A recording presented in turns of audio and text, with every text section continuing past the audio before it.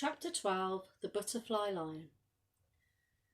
We never had children of our own, just the White Prince, and I can tell you he was enough of a family for anyone. He roamed free in the park just as we had planned he would, and chased the deer and the rabbits whenever he felt like it. But he never did learn how to kill for himself. You can't teach old lions new tricks. He lived well on venison mostly, and slept on a sofa in the landing. I wouldn't have him inside our bedroom, no matter how often Bertie asked. You have to draw the line somewhere. Bertie's leg never recovered completely. When it was bad, he often needed a stick, or me, or the lion to lean on. It pained him a lot, particularly when the weather was cold and damp, and he never slept well. On Sundays, the three of us would wander the park together, and he would sit on top of Wood Hill with his arm around his old friend's neck, and I would fly kites. As you know, I've always loved kites, and so, it turned out, did the lion, who pounced on several of them as they landed, savaged them and ripped them to pieces.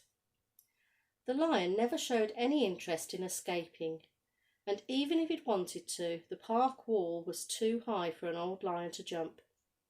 Wherever Bertie went, he wanted to go too. And if ever Bertie went out in the car, then he'd sit by me near the stove in the kitchen and watch me with those great amber eyes, listening all the while for the sound of Bertie's car coming up the gravel to the front of the house. The old lion lived on into a ripe old age, but he became stiff in his legs and he could see very little towards the end.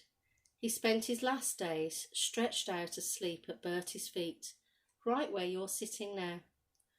And when he died, we buried him at the bottom of the hill out there. Bertie wanted it that way, so he could always see the spot from the kitchen window. I suggested we plant a tree in case we forgot where he was. "I'll never forget," he said fiercely.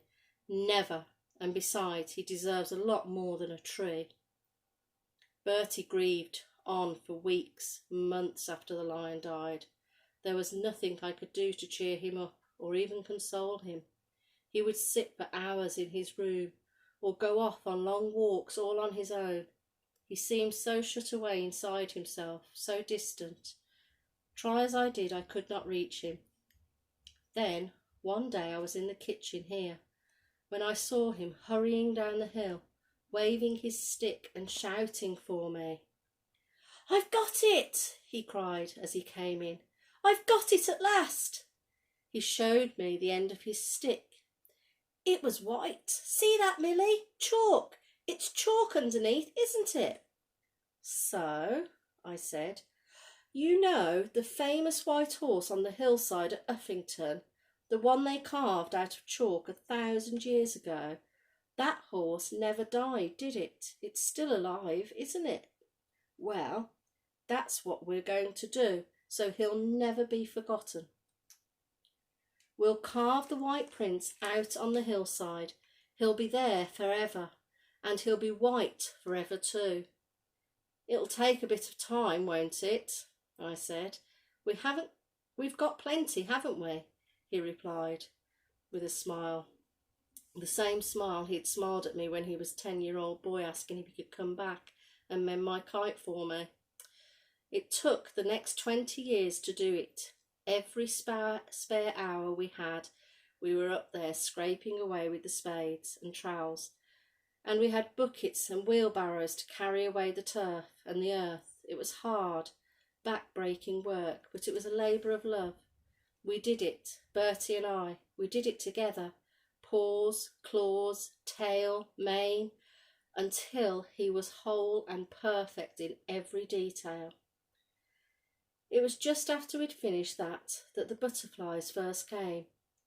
We noticed that when the sun comes out after the rain in the summer, the butterflies, Adonis blues I think they are, I looked them up, come out to drink on the chalk face.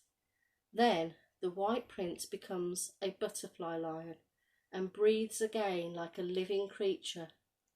So now you know how Bertie's white lion became the White Prince. and how the White Prince became our butterfly lion. Chapter 13 tomorrow.